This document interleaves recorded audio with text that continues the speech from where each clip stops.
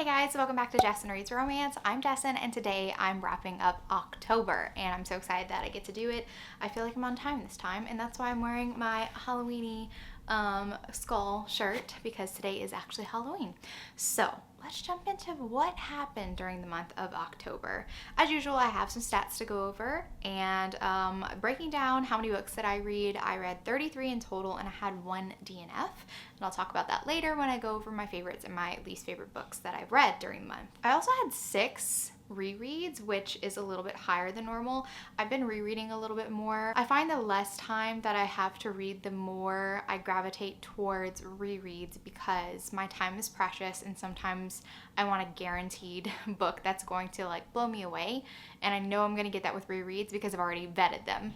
So when I'm feeling like I don't know what to read, I'll normally gravitate towards something I've already read before, and that includes the podcast books that we always reread for our actual episodes. Then I decided to dip into Serena Bowen, The Year We Fell Down, which is a college romance, and Mine to Possess by Nalini Singh.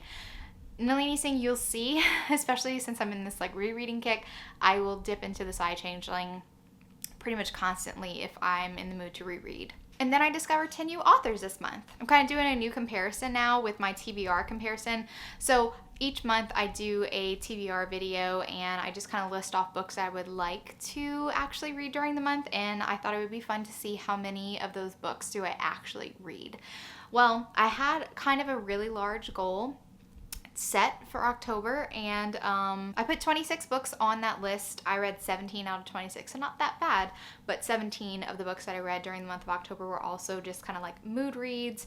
I decided to just kind of dip in all over the place, honestly. I was in such a I don't know what I want to read mood in October besides alien romances, which were really working for me. For indie versus traditional, we have 22 independently published books read during the month of October and 12 traditionally published books. Most of those, like I said last month, are going to be historicals. So let's see. 5 were historical romances, 5 were fantasy, and that's Karen Marie Moning, Juliette Maurier, and Nalini Singh, and then 1 was a contemporary, which was The Love Hypothesis. Now I'm really pleased with this stat because normally contemporary always reigns supreme by like a huge lead. Contemporary always has a huge lead over the other subgenres of romance, and though it did still come out on top at 10 books during the month of October, urban fantasy is right behind it with 8 books, and I was like, yes. And I was really into them. Just like spooky season, it really got me into like the fantasy element. I also read, you'll see I have 1.5 fantasy, 1 and 5.5 historicals because 2 of those are kind of leaning towards historical fantasy.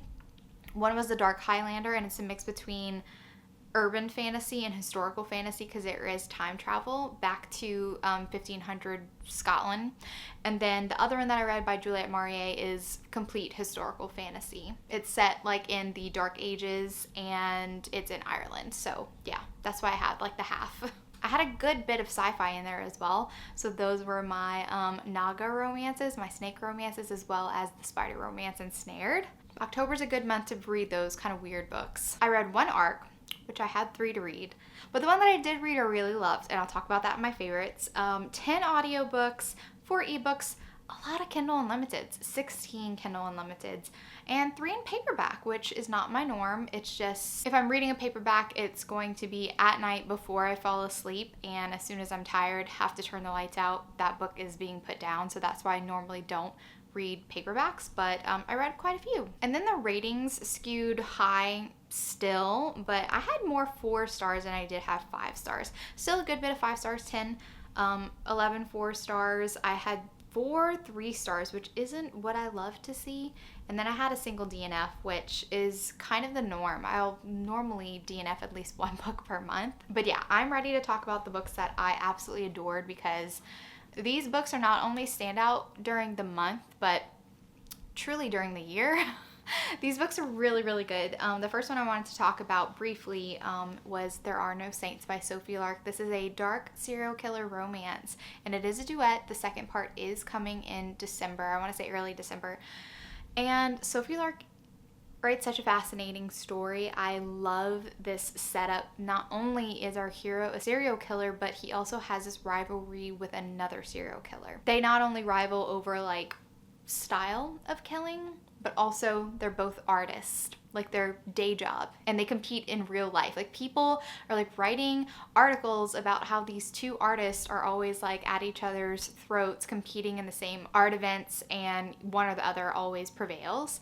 So it's really fascinating. And then a girl kind of comes into the mix because one of them thinks, oh, it'll be fun if we bring her in on like there's a purpose. And I don't want to spoil it because this book really needs to be experienced. It needs to be experienced.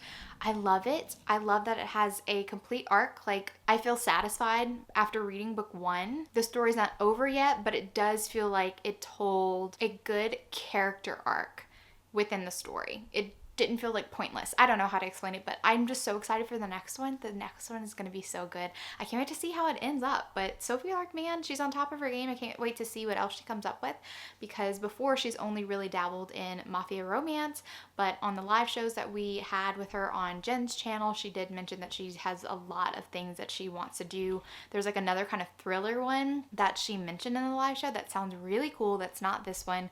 And I'm just like, oh, I just love Sophie Lark. She's a great new discovery for 2021. Okay, the next one I want to talk about is two historicals, actually. Two historicals kind of blew me away.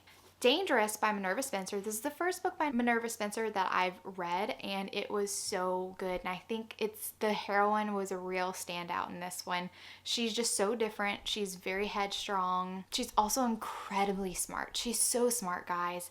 And her backstory is the most unique one I've really read in historical romance that I can think of off the top of my head. Mia was captured, her ship was captured when she was 14, and she was basically sold into slavery and was part of a harem since she was 14 years old. And now she's 33, she's back in London, she's escaped. And her father's a duke and kind of doesn't know what to do with her because she doesn't have like English manners anymore. She's basically grown up in Africa. And her father's like, oh my God, I got to get rid of her quick.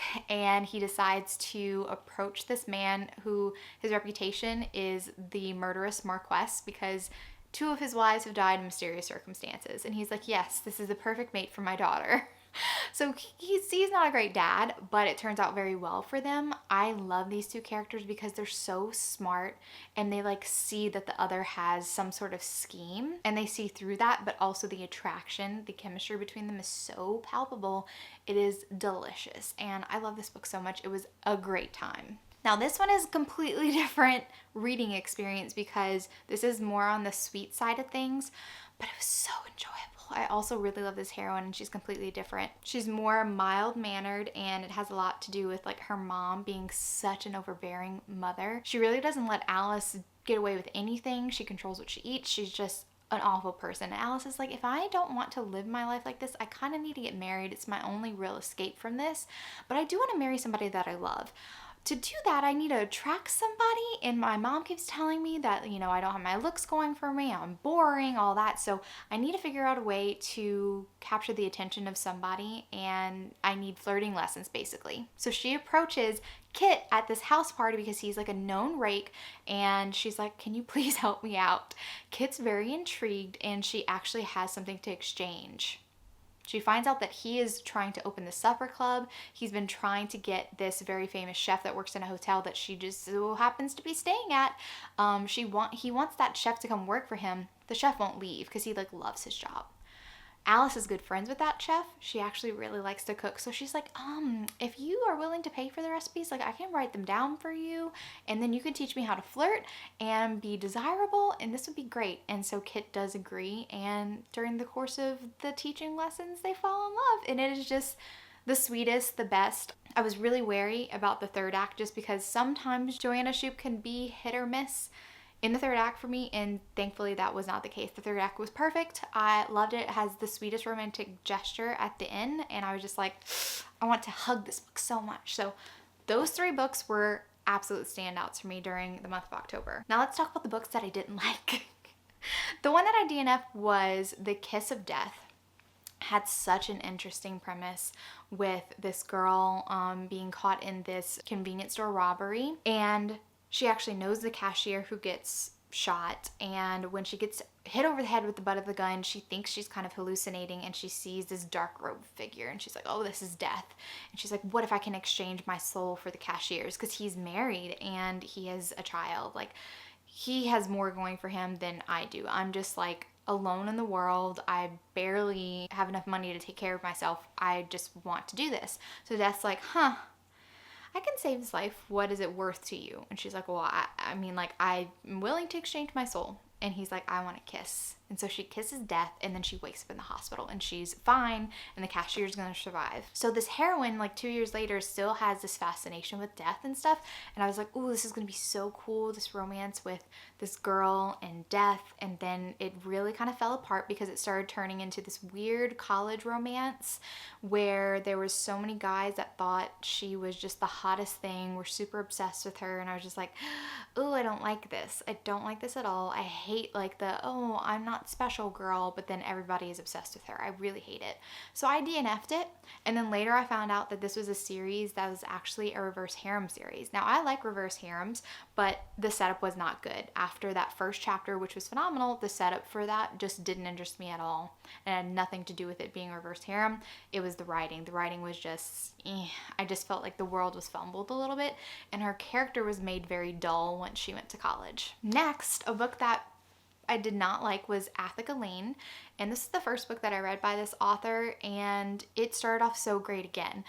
But where it really left off, where it really started going downhill for me was 50% into the book because there was a pacing issue for me.